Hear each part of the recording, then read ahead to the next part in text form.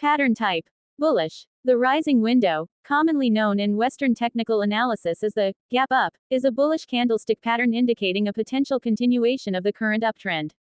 This pattern is characterized by a gap between the high of one session and the low of the following session, with no overlap in prices.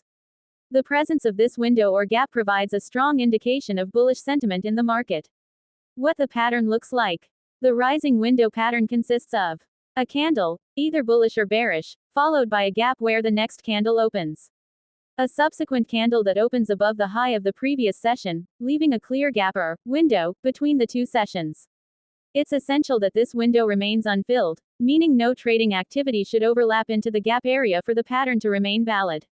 If future candles close the gap, it can negate the bullish implication of the rising window. Pattern psychology. The psychology behind the rising window gap up pattern unfolds as before the gap. Leading up to the gap, the prevailing sentiment might be mixed, or there could already be a bullish undertone depending on the previous trend. Formation of the gap. The appearance of the gap signifies a sudden and strong surge in demand for the asset, such that the opening price is markedly higher than the previous session's high. This could be due to positive news, strong earnings reports, or any other influential factors.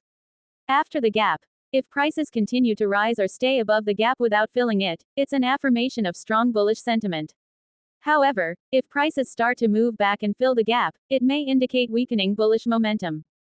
What the pattern looks like. An example of the pattern in a graph.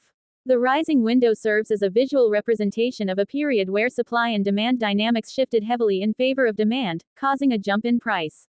The continued maintenance of this gap showcases sustained bullish sentiment, as sellers aren't pushing prices back down to fill the gap, and buyers are willing to purchase at these elevated levels.